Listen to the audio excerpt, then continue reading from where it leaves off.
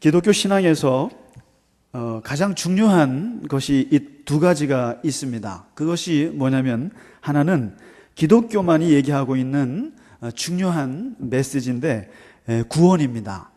인간은 구원받아야만 합니다. 다른 종교에서는 사람이 노력을 해서 어떤 경지에 이른다고 가르치지만, 기독교에서는 인간은 근본적으로 약하다고 얘기합니다. 그리고 인간은 스스로를 구원할 수가 없기 때문에 구원이 가장 중요합니다. 그래서 성경 전체가 말해주고 있는 메시지가 바로 인간은 구원받아야 하는 것이고, 그리고 그 문제 제기와 함께 해답을 제시해 주는 책이 성경입니다. 바로 그 구원을 위해서 하나님이 우리에게 오셨다. 이것이 성경책입니다. 그래서 그분이 바로 예수님이고, 우리가 예수 그리스도를 통해서 구원받았다라고 하는 것, 이것처럼 중요한 것이 없고, 그래서 우리가 신앙생활하면서 구원에 대한 말씀은 듣고 또 들어도 우리가 참 부족한 것이 구원에 대한 메시지입니다. 그래서 하나님께서 우리를 구원하셨습니다. 그리고 나는 구원받은 하나님의 자녀입니다. 이 의식을 가지고 살아갑니다. 그런데 이 구원의 의식만 가지고 살아갈 수가 없습니다, 사람은.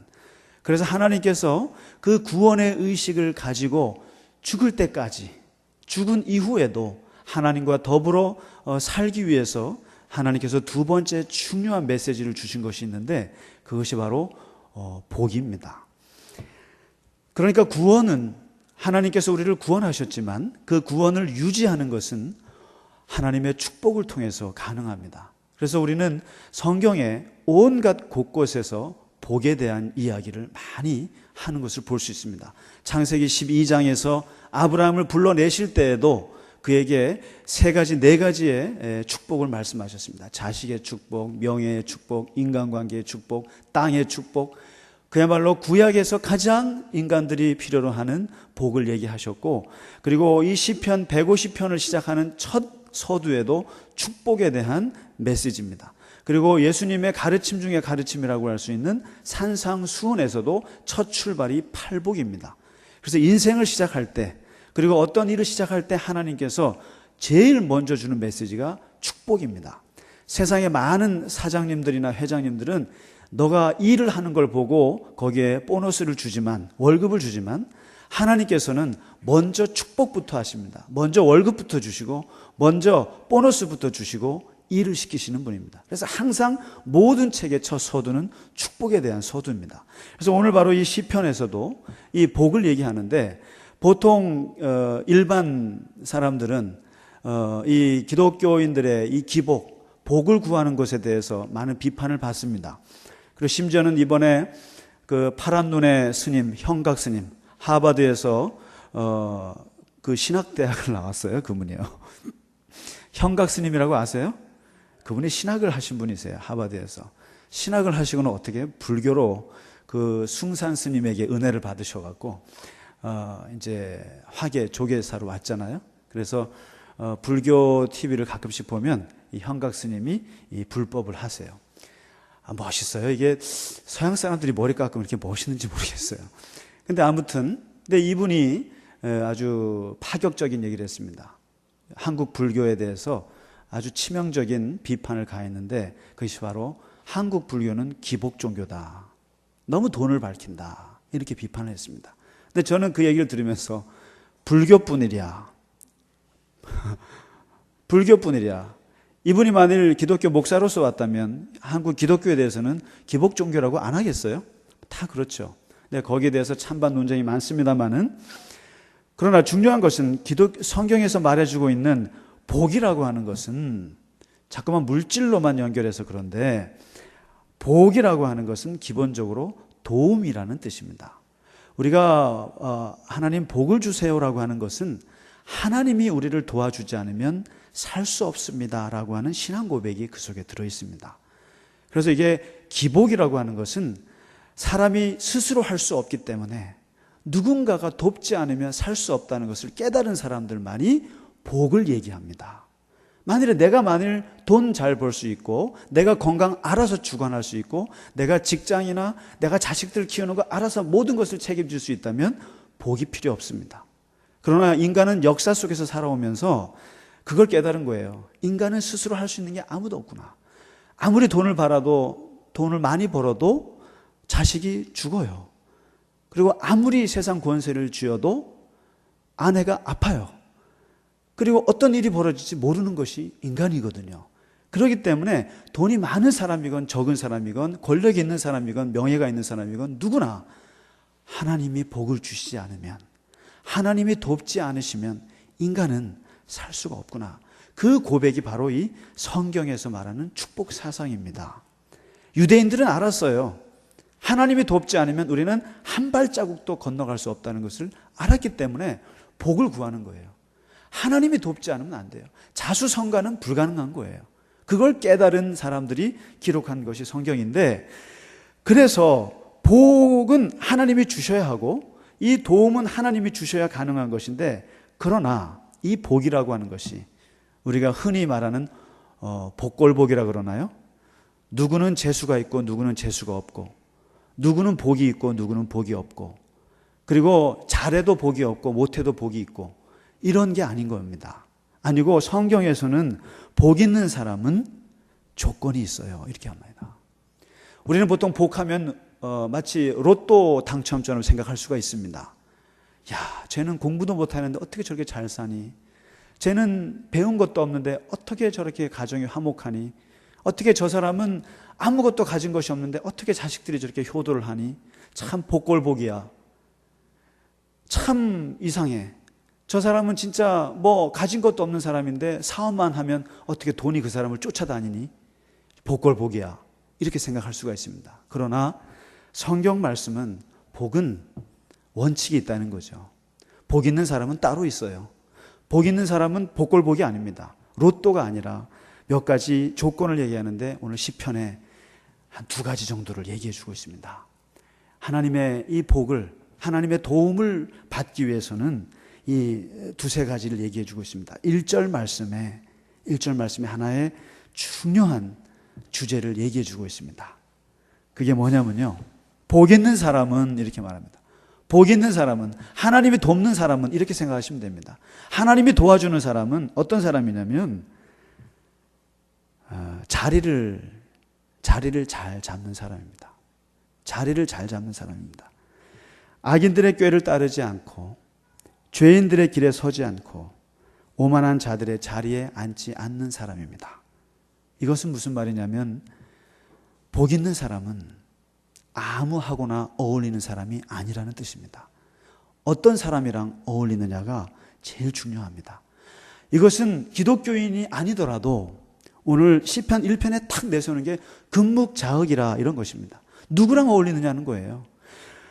악인들과 함께 어울리면 악인의 꾀가 있을 것이고, 죄인의 길에 서면 죄인이 될 것이고, 교만한 사람들의 자리에 앉으면 누가 뭐라 그래도 교만해지기 때문에 사람은 누구랑 어울리느냐가 제일 중요한데 이 자리에 잘 잡으라는 거죠.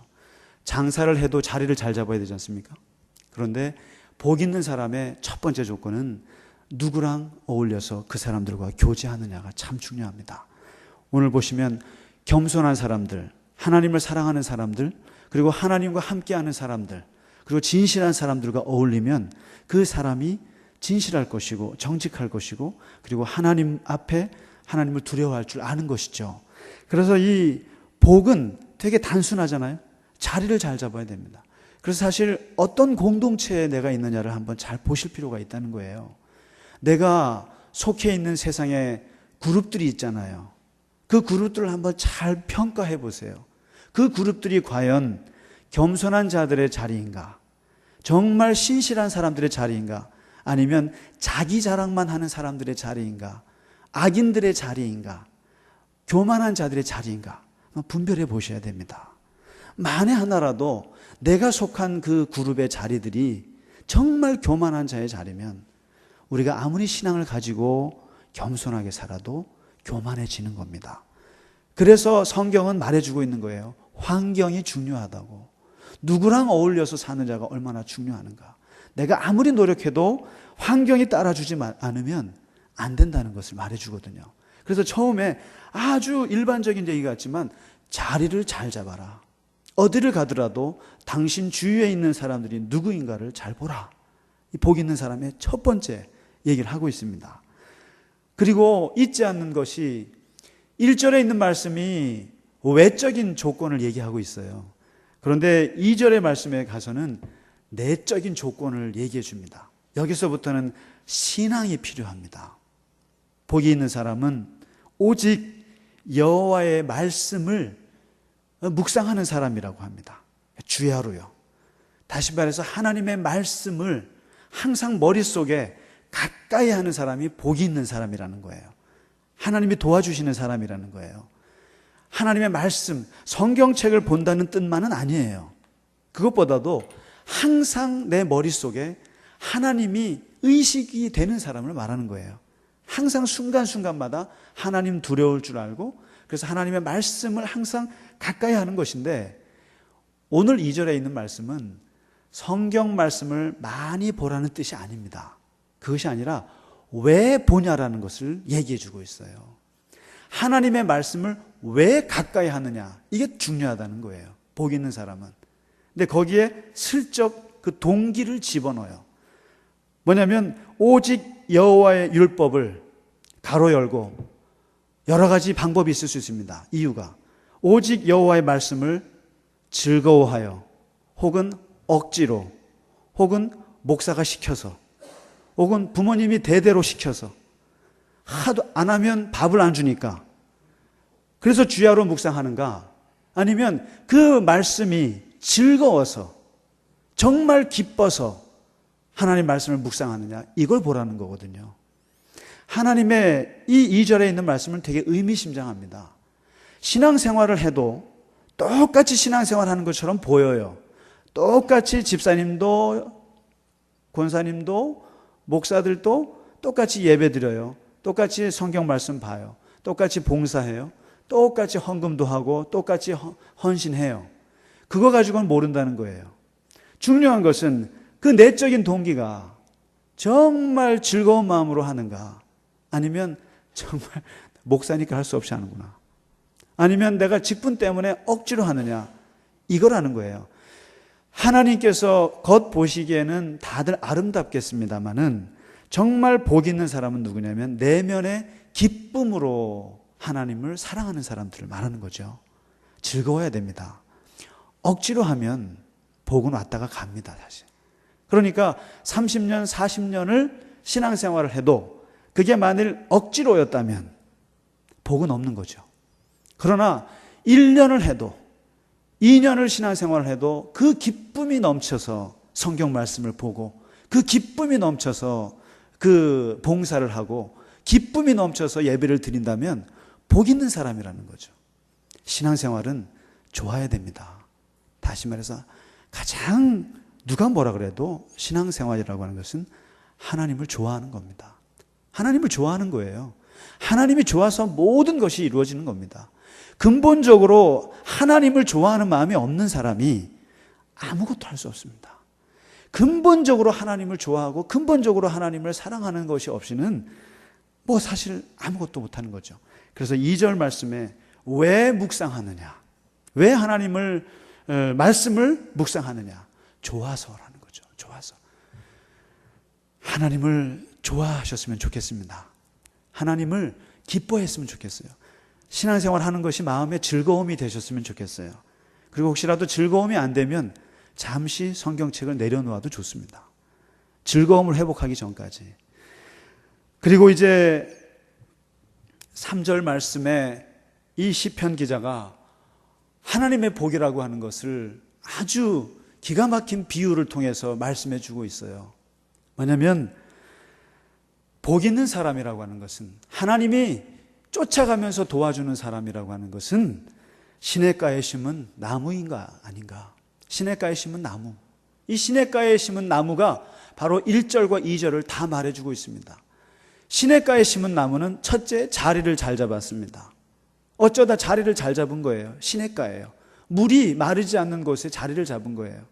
그리고 두 번째는 이 나무가 할 일은 기뻐서 하늘을 향해서 그냥 하나님을 찬양만 하면 되는 거예요. 그러면 사시사철 하나님의 공급하시는 것을 시냇가에 심은 나무는 체험을 받고 열매를 맺는다는 거예요. 복이라고 하는 것은 자연스러운 것입니다. 하나님의 복이라고 하는 것은 우리가 어떻게 억지로 달라고 해서 주실 수 있는 것이 아니라는 거예요. 당신이 속한 자리가 어떤 자리냐를 보시라는 거죠. 내가 속한 자리가 시냇가이냐 아니면 무슨 사막이냐. 주변에 있는 사람이 시냇가 같은 사람들과 함께하면 그게 복의 시작입니다. 그리고 마음 깊은 곳에 기쁨으로 하늘을 바라보면 모든 것이 때에 따라서 하나님이 채워주신 것을 본다는 거죠. 그래서 복 있는 사람은 자연스럽습니다.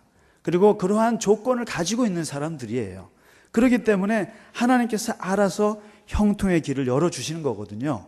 그런데 복이 없는 사람들, 하나님이 도울 수 없는 사람들은 바로 4절, 5절, 6절에 세 개 절에 걸쳐서 정확하게 말씀해 주고 있어요. 악인이라고 말하고 있는데 악인은 악한 일을 하는 사람들이 아니에요. 아니고 여기서 말하는 악인은요, 복이 지지리도 없는 사람입니다. 다시 말해서 하나님이 도울 수 없는 사람이에요. 어떤 사람이냐면요, 줏대가 없는 사람입니다. 속된 말로 줏대가 없어요. 여기 보면 바람에 나는 갈대처럼 항상 흔들리는 사람이에요. 흔들려서 이게 좋으면 여기 끌려가고 저게 좋으면 저기 끌려가요. 신앙도 그렇습니다. 어떨 때 보면 불교가 좋은 것 같아서 불교에 갔다가, 어떨 땐 기독교가 좋은 것 같아서 기독교 갔다가, 이제는 이슬람이 들어온다니까 이슬람으로 갔다가 이러실래요? 그러니까 이게 악인은 다른 것이 아니라 줏대가 없어요. 줏대가 없고 흔들려요. 시류에 흔들려요. 돈이 좋을 때는 돈을 쫓아갔다가, 또는 사람이 좋을 때는 사람을 쫓아갔다가, 이런 식으로 흔들리는 사람들은 하나님께서 그에게 복을 주실 수가 없어요.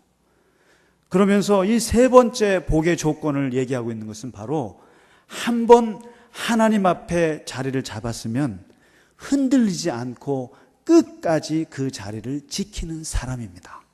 그 사람이 복이 있어요. 신앙에 줏대가 있어야 한다는 거죠. 한 번 하나님께서 나를 구원하셨다고 내가 고백했고, 내가 주님께 세례를 받았고, 하나님의 영이 내 안에 있다고 하면 그건 영원한 거예요. 영원한 거예요. 바뀔 수가 없는 거예요. 그리고 그 신앙은 영원히 내가 변할 수 없는 거예요. 흔들리지 않는 거예요. 그 사람들을 하나님이 도와주시는 거죠. 하나님이요. 아무리 어려우셔도요, 아무리 힘들어도 주님의 영이 내 속에 있다고만 생각하시면, 그리고 그 흔들림 없이 갈 수 있다면 복이 있는 사람인 거죠. 그런데 오늘 5절에 보시면 이 복 있는 사람들의 이 특징이 뭐냐면 심판을 이겨내는 사람들인 거예요. 악인들은요, 갈대 같은 사람들은 고난을 이겨내지 못한다는 거죠. 그런데 복이 있는 사람들은 고난을 이겨낼 힘이 있습니다. 그렇잖아요? 자리 잘 잡았죠. 신앙에 자리 잘 잡고 내 마음 깊은 곳에 하나님을 사랑하고요. 그리고 그 사랑이 흔들리지 않는 사람이 고난을 못 이길 것이 무엇이 있겠습니까? 어떠한 심판을 내가 못 이기겠습니까? 그런 저와 여러분이 되기를 바랍니다. 6절에 보면 의인들은 그래서 여호와께서 인정하시는 거예요.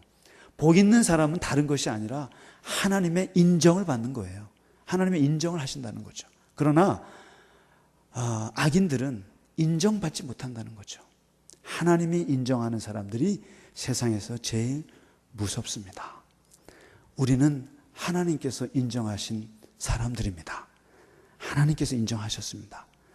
하나님께서 우리를 인정하셨고, 하나님의 자녀로 인정하셨고, 주님의 제자로 인정하셨고, 세상에서 승리자로 인정하셨고, 또 하나님의 나라를 가지고 살아가는 그러한 하나님의 일꾼으로 인정하셨습니다. 하나님의 복이, 하나님의 도우심이 저와 여러분에게 항상 함께 하시기를 주님의 이름으로 간절히 축원합니다.